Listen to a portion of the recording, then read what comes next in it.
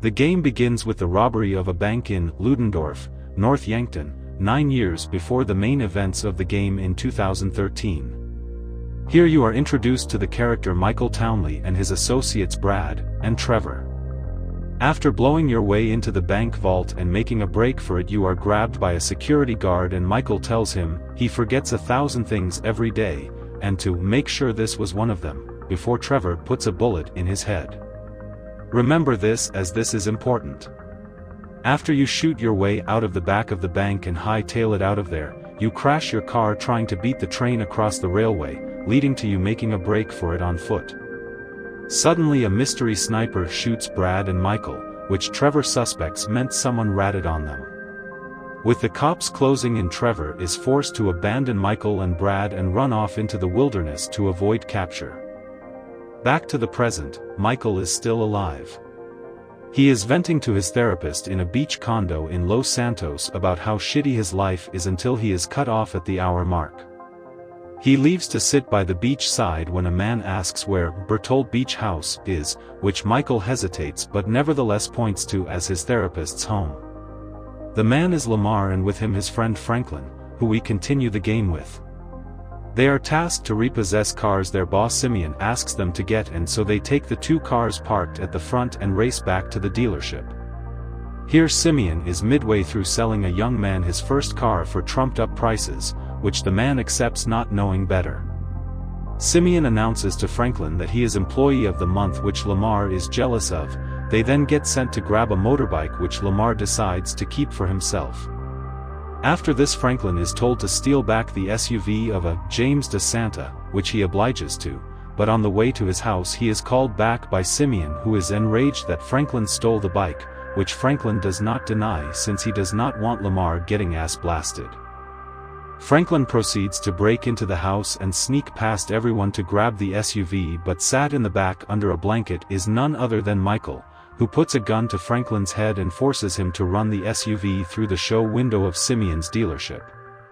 This naturally results in Franklin getting fired, but not before Micheal kicks the living shit out of Simeon.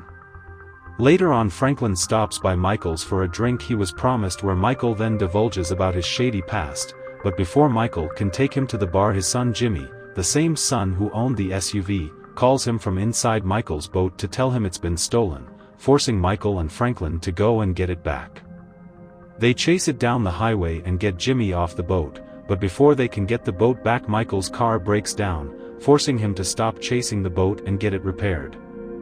When Micheal gets back, no one is in the house, but whilst smoking outside he sees 2 tennis rackets and recognizes them as his wife Amanda's and her tennis coaches. Realizing what is going on, he rushes upstairs to find she is cheating on him with her coach who he has been paying for.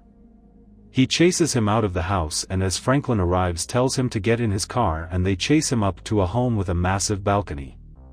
Thinking this was his home, he tears down the balcony with his car and rope, but on his way back he is followed by the enforcers of one Martin Madraza, known by Franklin for getting away with a crime for making all the witnesses disappear. With the home belonging to Madraza, he beats Micheal with a pipe and demands $2.5 million before speeding off with his men. Whilst Micheal deals with a shitty marriage, he also decides to antagonize Jimmy for playing too many video games, telling him to stop sitting in the dark all day and go outside. He suggests a bike ride, which gives Jimmy the idea to go for a bike ride on Vespucci Beach, where his sister Tracy is having a party on a yacht with models and porn stars. Enraged in hearing this, Micheal immediately swims over to the yacht and takes Tracy back to shore, resulting in Tracy hating Micheal for ruining her life. Meanwhile, Franklin meets up with Lamar and his friend Stretch, who just got out of prison, to perform a deal, but the deal goes south as the man they meet with sold them out to the Ballas. The 3 of them have to shoot their way out of there and escape the cops, which makes Franklin want to avoid the gangs in favor of a more intelligent form of crime. Now that Micheal must make a load of money to pay off the damages, he calls his old friend Lester, who also lives in Los Santos, and meets with him to ask about any potential heists he could pull off to make that kind of money. Lester takes Micheal to a jewelry store where they find multiple weak points that could be exploited to conduct a massive diamond heist. Micheal clues Franklin in on what's going to happen and asks for his help, to which Franklin agrees. After collecting enough data and Micheal steals resources that are valuable to the heist, they execute their plan by having Franklin toss gas canisters into the vents, causing everyone inside to fall asleep. Whilst everyone is knocked out, Micheal and his hired guns break into the diamond display cases and make a break for it with the jewels.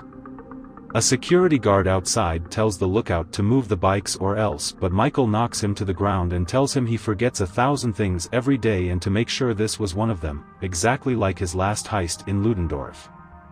They race out of there on the bikes and into the sewers, where they resurface and get into a lorry to be safely transported to the rendezvous point where they are safe from the police watch. They successfully make off with $5 million.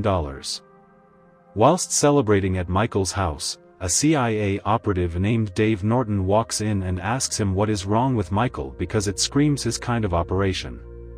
He points out that if Trevor figures out that the heist was Michael's plan, then there would be astronomical consequences. Whilst Micheal brushes this aside, out in the middle of the desert, Trevor sees the security guard quote Micheal on TV, causing him to stop having sex with the prostitute and in a rage kill the prostitute's boyfriend and proceed to murder an entire trailer park full of bikers. Trevor is entirely certain that Micheal is alive and he isn't happy, so he sends one of his guys to look for a Micheal Townley in Los Santos. While this is happening, he meets with a Chinese gangster's son who wants to invest in his meth business and takes them to see his establishment, but as he is doing this, his chef calls him to tell him that a gang is coming to attack the meth lab. He escorts the Chinese gangster and his mediator into a freezer while the shootout happens and only lets them out after he's killed everyone. The meeting concludes successfully. When he gets back, he finds his trailer is trashed by the biker gang he massacred, which he uses as an excuse to take over their airstrip and sell their guns and drugs to the cartel, taking their planes back to his airstrip. But for all the hard work he's put into his company Trevor Phillips Industries, for an unknown reason his Chinese investors no longer want to work with him, instead siding with the hillbilly O'Neill brothers. Calmly, Trevor goes to explain to the O'Neills why they should hand over the Chinese gangsters to his company, to which they kindly oblige.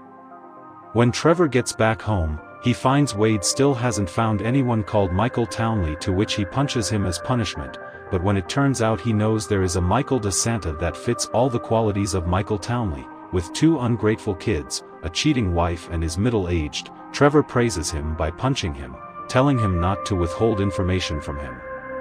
Before he makes his way to Los Santos, he puts up a countermeasure to ensure the bikers do not attack while he is gone by leveling the trailer park he shot up by using explosives. On the way to Wade's cousin's house, Trevor tells a story about how he was kicked out of the military for being too unstable and then met Micheal, who was a good criminal, but when Micheal met Amanda and had kids, he abandoned Trevor to get a better life. After setting up shop at cousin Floyd's home, Trevor immediately goes to see Micheal, who is shocked and terrified to see him in his home. It turns out Micheal has been in witness protection for the last 9 years. But this awkward reunion is interrupted and Trevor asks where Tracy is, and Jimmy says she is auditioning for a talent show that very moment. Micheal and Trevor decide to put down their issues for a moment to unite for the common cause of embarrassing Tracy again, but on live TV. They burst in during her erotic audition and hit a security guard over the head with a chair whilst chasing the presenter out and forcing him to dance erotically like Tracy did on camera. Realizing that Dave Norton was right about what would happen, he meets him at the observatory to talk about each other's problems. There Dave and Micheal agree that they should help each other solve their issues. The first favor Dave needs is for Micheal to infiltrate a morgue and verify that a man named Ferdinand Karamov, who had information on Dave and his superiors at the CIA arrested, was in fact dead as per the FBI's statement. Dave knocks him out and he wakes up in the morgue, which was locked down, and sees that the tagged body was not the witness, which can only mean that the FBI lied that he was dead and are trying to extract information that could damage the CIA's reputation. Dave further explains that there is an unknown organization lurking in the shadows which both the CIA and FBI are competing to find, so that they get a big boost in funding, and that Micheal is going to have to help in that effort. So Micheal goes and warns Franklin that he is basically working for the feds now and that Trevor is in Los Santos. Despite telling Franklin to run, Franklin agrees to help Micheal. The next day Micheal meets up with Dave and his associate Steve Haynes, whose career also depends on their success. They organize a rescue attempt to get Ferdinand Karamov out of the FIB office where it is suspected he is being tortured for information. Micheal gathers Franklin and Trevor for the job, and with Micheal rescuing, Franklin supporting with a sniper rifle and Trevor flying a helicopter, they pull him out successfully and bring him into custody of the CIA. Instead of being in the hands of the FBI, Ferdinand is now in the hands of Trevor, who is tasked with torturing him for information on a target for Micheal to assassinate.